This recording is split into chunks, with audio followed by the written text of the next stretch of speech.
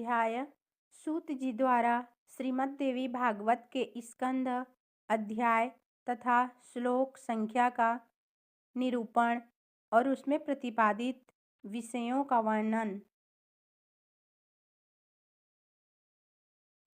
सूत जी बोले, हे मुनिजनों, मैं धन्य और महान भाग्यशाली हूँ जो कि आप महात्माओं ने वेद विश्रुत तथा अत्यंत पुण्यप्रद श्रीमद् देवी भागवत महापुराण के संबंध में प्रश्न करके मुझे पवित्र बना दिया। इसलिए मैं सभी वेदों के तात्पर्य से युक्त सभी शास्त्रों और आगमों के रहस्यपूर्व सर्वोच्च श्रीमद् देवी भागवत पुराण को आप लोगों से कहता हूँ। हे द्विजगण, ब्रह्मा विष्णु महेश से सेवित स्तुति परायण मुनिजनों के सतत ध्यान करने योग्य तथा योगियों को मुक्ति देने वाले भगवती के सुंदर एवं कोमल चरण कमलों में प्रणाम करके मैं अब उस उत्तम पुराण का भक्तिपूर्वक विस्तार से वर्णन करूँगा जो सभी रसों से युक्त, शोभा संपन्न, सभी रसों का निदान एवं श्रीमद् देवी भागवत के नाम से प्रसिद्ध है। वैदिक मार्ग अनुसार जिसे विद्या कहते हैं, जो सर्वदा आद्य शक्ति कही जाती है, जिन्हें योगी लोग पराशक्ति भी कहते हैं, जो सर्वज्ञ भवबंधन काटने में निपुण हैं तथा जो सबके हृदय में विराजती रहती हैं और दुरात्मा प्राणी जिन्हें नहीं जान सकते, मुनियों के ध्यान करने पर जो शीघ्र प्रत्यक्ष दर्शन देती हैं, वे भगवती सर्वदा सिद्धदायिनी बनी रहें, जो सत असत रूप उस जगत की सृष्टि करके अपनी त्रिगुणात्मिका सत्य रज तम सत्व रज तम शक्ति द्वारा उसका पालन करती तथा प्रलय अंत में उसका संहार करके अकेली स्वयं लीला रमण करती हैं। उन समस्त विश्व की जननी भगवती का मैं मन ही मन स्मरण करता हूँ। यह संसार में प्रसिद्ध है कि ब्रह्मा ही इस संपूर्ण जगत के सृष्टा हैं। साथ ही सभी वेदज्ञ तथा पुराण वेत्ता भी यही कहते हैं। उनका यह भी कथन है कि भगवान विष्णु के नाभि कमल से ही उन ब्रह्मा की उत्पत्ति हुई है, जो स्वतंत्र नहीं है, अपितु विष्णु की प्रेरणा से ही वे संसार में सृष्टि करते हैं। जब कल्पांत में सर्वज्ञ जलमय हो जाता है, तब केवल शेष शैया पर भगवान विष्णु शयन करते हैं और उन्हीं के नाभि कमल से ब्रह्मा का आविर्भाव होता है। इस प्रकार जब सहस्त्र फण वाले शेष ही विष्णु के आधार हैं, तो फिर उन मुरारी को भी सर्व आधार भगवान कैसे कहा जाए। प्रलयकालीन समुद्र का जल भी तो रस रूप ही है और बिना पात्र रस कहीं ठहर नहीं सकता।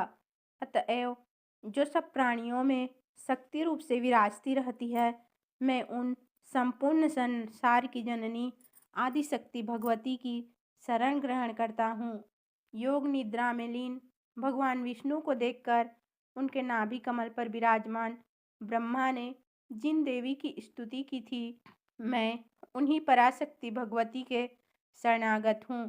हे मुनिजनों, उन्हीं निर्गुण तथा सगुण रूप वाली तथा मुक्तिदायिनी योग माया का ध्यान करके मैं वहाँ संपूर्ण देवी भागवत पुराण कह रहा हूँ। आप लोग सुनिए। यह श्रीमद् देवी भागवत नामक पुराण अत्यंत पवित्र एवं उत्तम है।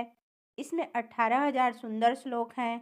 कृष्णदेव पायन द्वारा विरचित इस श्रीमद् देवी भागवत पुराण में कल्याणकारी 12 स्कंद तथा कुल 318 अध्याय बताए गए हैं। उनमें प्रथम स्कंद में 20 अध्याय, द्वितीय में 12, तृतीय में 30 और चतुर्थ में 25 अध्याय हैं। पंचम स्कंद में 35 अध्याय, षष्ठ में 31, सप्तम में 40, अष्टम में तत्व संख्या के बराबर अर्थात 24, नवम में 50 और दसम स्कंद में 13 अध्याय मुनि व्यास जी ने कहे हैं। इसी प्रकार हे मुनिगण, एकादश स्कंद में 24 और द्वादश स्कंद में 14 अध्याय बताए गए हैं। इस प्रकार महात्मा व्यास जी ने इस महापुराण में अध्यायों की संख्या बताई है।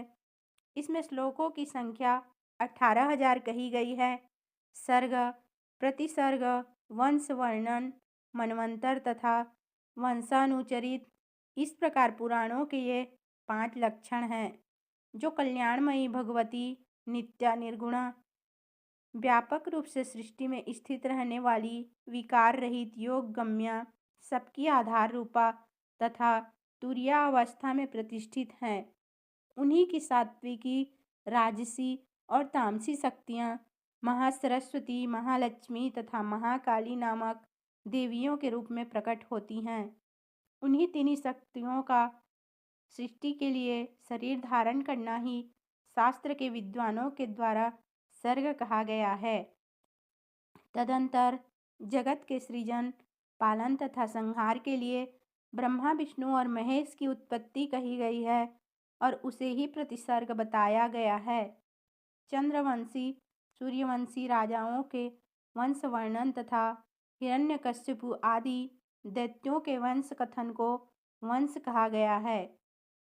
इसी प्रकार स्वयंभू आदि 14 मनुओं का वर्णन एवं उनके समय विभाग मनवंतर कहलाते हैं। उन मनुओं के वंश का क्रमशः वर्णन करना ही वंशानुचरित्र कहा जाता है। हे मुनिवरों, इस प्रकार सभी पुराण उपयुक्त 5 लक्षणों से युक्त होते हैं। 1.25 लाख श्लोकों का महाभारत नामक ग्रंथ भी व्यास जी ने ही रचा है। यह इतिहास कहलाता है जो वेद सम्मत होने के कारण 5वां वेद कहा गया है। शौनक जी बोले, हे सूत जी, वे पुराण कौन कौन से हैं और कितने हैं? हम लोगों को सुनने की उत्कट इच्छा है और आप सर्वज्ञ हैं, अतः विस्तार से बतलाइए। कलिकाल से भयभीत हम ब्राह्मण नैमिषारण्य में ही रहते हैं। ब्रह्मा जी ने मनोमय चक्र हमें देकर यह आदेश दिया था कि इसी चक्र के पीछे पीछे आप लोग जाएं। जहाँ इस चक्र की नैमी शीर्ण हो जाए वह देश परम पवित्र कहा गया है। वहाँ कभी कलियुग का प्रवेश नहीं होगा। आप लोग वहाँ तब तक रहें जब तक पुनः सतयुग न आ जाए। उनका यह वचन सुनकर तथा उनकी बातों को हृदय में रखकर हम लोग सब देशों के दर्शनार्थ उस मनोमय चक्र के पीछे पीछे तत्काल चल दिए। चलते चलते इसी स्थान पर पहुंचकर उस चक्र की नेमी हम लोगों के देखते देखते क्षीण हो गई। तभी से यह स्थान परम पवित्र नैमिषा क्षेत्र के नाम से प्रसिद्ध हुआ। यहाँ कभी भी कली का प्रवेश नहीं होता। इसलिए मैंने अनेक ऋषि मुनियों, सिद्धगणों एवं कली से भयभीत महात्माओं के साथ यहाँ अपना निवास बना लिया है। हम लोगों ने यहाँ पर चरु, पुरीड़ास आदि द्वारा अनेक पशुवध विहीन यज्ञ किए हैं। जब तक सतयुग न आ जाए तब तक हम लोगों का यहीं रहने का दृढ़ निश्चय है। हे सूत जी, आप निश्चित रूप से हम लोगों के सौभाग्य से ही यहाँ आ पहुँचे हैं, इसलिए आप इस ब्रह्म सम्मित पावन पुराण की कथा कहिए। हे सूत जी, हम लोगों को सुनने की उत्कट इच्छा है और आप जैसे बुद्धिमान वक्ता भी प्राप्त हैं। हम लोग भी अपना सभी कार्य त्याग कर चित्त एकाग्र करके यहाँ स्थित हैं।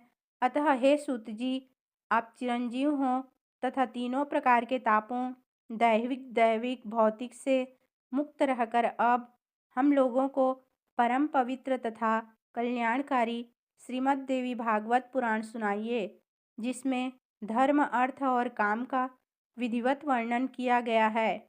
महर्षि व्यास ने भी बताया है कि इसके द्वारा ज्ञान प्राप्त करके पुनः उससे मुक्ति मिलती है।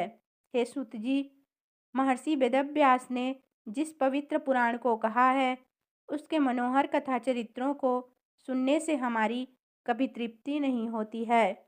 सभी गुणों का एकमात्र स्थान परम पवित्र समस्त संसार की जननी भगवती के लीला नाट्य के समान विचित्र, सभी पाप समूहों का नाश करने वाले तथा सब प्रकार की अभिलाषाओं को पूर्ण करने वाले तथा भगवती के नाम से समन्वित श्रीमद् देवी भागवत महापुराण को प्रकट कीजिए।